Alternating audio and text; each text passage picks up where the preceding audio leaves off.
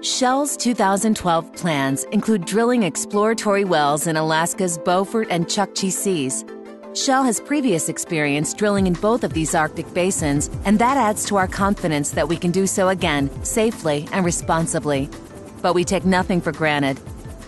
Shell's Alaska exploration program is defined by its remoteness, and Shell has gone to great lengths to make sure a worst-case scenario, such as an oil spill, never takes place.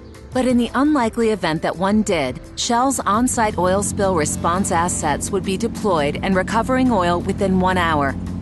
The recovery effort would be aided by nearshore response equipment and onshore oil spill response equipment. This kind of 24/7 response capability is unprecedented.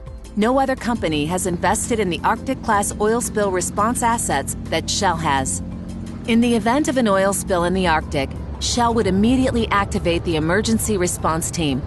Because Shell's Beaufort Sea drilling rig, the Kulloch, would still be connected to the well, the first line of defense against a blowout is the weight of drilling mud in the drill pipe and wellbore. As a result of the shallow, low-pressure nature of the wells Shell intends to drill in Alaska, the weight of the drilling mud alone should keep a well from flowing oil to the surface. But if it did not, Shell's Blowout Preventer, or BOP, a 200-ton safety valve located 40 feet beneath the seafloor, would be activated to shut in the well. To close the BOP, a signal is sent from the drilling vessel to the wellhead that activates shear rams that can effectively cut the drill pipe in half and seal the well. A second set of shear rams will be in place should the first rams fail. At this point, the well would be contained. But to demonstrate Shell's further response capabilities, this continuing scenario assumes a failure of the blowout preventer and the continuation of the emergency response plan. In concert with the activation of Shell's emergency response plan, Shell's on-site oil spill response equipment would simultaneously mobilize with other assets in and outside of the Beaufort Theater. The Arctic Endeavour, along with skimmers and booms, would be on the highest alert for deployment.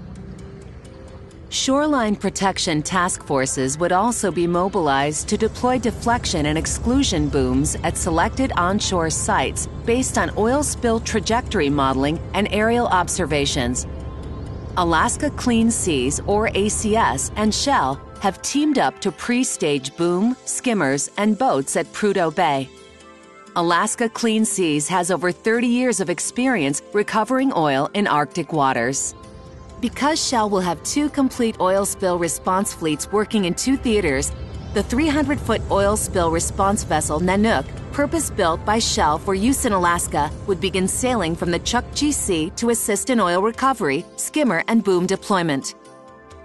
As part of this orchestrated mobilization, the ice-class oil tanker Affinity would set sail to the area from a location between the 2 drilling sites. The Affinity has capacity to hold over 500,000 barrels of recovered oil and water and could stay on site for several days before unloading. Finally, as part of the initial response, Shell will mobilize an Arctic containment system that is equidistant from both drilling sites. If the initial attempts to close the BOP fail and the well is still flowing, the drilling vessel would disconnect from the well and move away from the area. At this time, Shell's on-site, near-shore and onshore oil spill response assets that consist of booms, vessels, skimmers, and workboats would be fully mobilized and in the early stages of recovering or anticipating discharged oil. Booms would be deployed from the oil spill response vessel Endeavour. The Endeavour was built specifically for use in the Arctic and can work in heavy ice. Skimmer operators have been trained to deploy boom into what is called an open apex, a half-moon-style containment formation that funnels the oil into one small opening so that it can be more easily recovered by skimmers. Buoys equipped with transmitters are deployed to the leading edge of the oil to provide real-time tracking of the spill. While nearshore and onshore response and recovery operations mobilize, the on-site oil spill response fleet that began recovering oil at the scene will periodically offload any oil and water to the Arctic tanker Affinity. This would not prevent skimmers and booming equipment from working while the offload was taking place.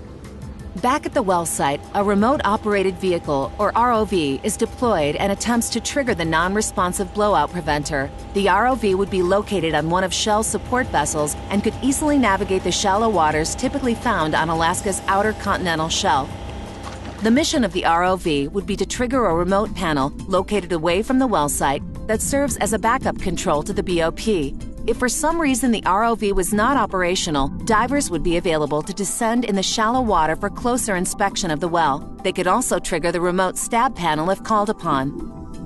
If the remote stab attempt fails, the lower marine riser section of the BOP would be cleared or cut away, and a new assembly, made possible by a pre-staged capping system modeled after the apparatus that eventually stopped the Deepwater Horizon blowout in the Gulf of Mexico in 2010, would be lowered into place and connected for direct metal-to-metal containment. Successful deployment of the capping system would allow Shell the option of closing in the well using traditional kill methods inside the BOP, or flowing the oil and gas to the surface for storage and disposal. This capping system is a key addition to Shell's oil spill response fleet since 2010. At this time, if a relief well is still required, the Kulloch drilling vessel would re-engage in the effort and begin drilling a relief well. A relief well is a separate well that intercepts the original well, adding pressure and flow control. The relief well could begin immediately, as all of the equipment, including extra pipe, casing, and a second BOP, will already be staged on board the drilling rig.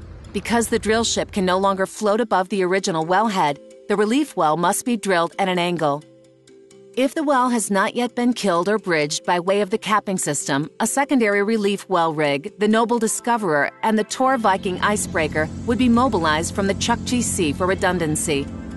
In addition to relying on local simultaneous operations, Shell will call on regional, North American, and global oil spill response and recovery assets that are pre-staged and on standby to ensure Shell's response to a blowout is consistent and sustainable. Trained personnel and equipment are on ready status 24 hours a day at these locations in the event they are called upon. Once the Noble Discoverer arrives at the drill site, a second relief well would be drilled to provide redundancy. Like the Kulloch, the Discoverer will be outfitted with a full array of additional drill pipe and a secondary BOP. One of the options for recovering oil in the Arctic is the use of in situ burning. When fresh oil reaches the water's surface, burning has proven a very efficient way to eliminate the vast majority of it. Another oil spill response option includes the use of dispersants. When these chemicals are applied, oil begins to separate into microscopic particulates. After that, the oil is either diluted to the point that it no longer impacts the environment or digested by organisms that consume oil. Back at the well site, Shell's ice-class anchor handlers and icebreakers would be available to assist in creating space for the drilling rigs and oil spill response vessels to operate even late in the drilling season. Once the first drill bit from a relief well rig intercepts the flowing well, it would immediately begin pumping drilling mud into the well to stop the oil from flowing. After enough mud is pumped down the well to stop the oil from flowing, the drill bit will be retracted. The containment system would be removed from above the compromised well, and a second blowout preventer would be placed on top to ensure the well stays under control. Finally, casing would be placed in the relief well and cement injected to cap and seal the relief well forever. As for the original well, the drill ship would reconnect to the new blowout preventer and pump cement down into the well. Once the cement is cured, this well is also considered capped and secure. As you can see, there are a number of ways to ensure a well control problem never leads to a spill that would place oil in the water. Shell has gone to great lengths to put in place contingencies and redundancies to protect our people and the environment. Our first priority is always to prevent an oil spill from happening in the first place. But in the unlikely event we do lose control of a well, Shell has taken unprecedented steps to be prepared and respond to a worst-case scenario.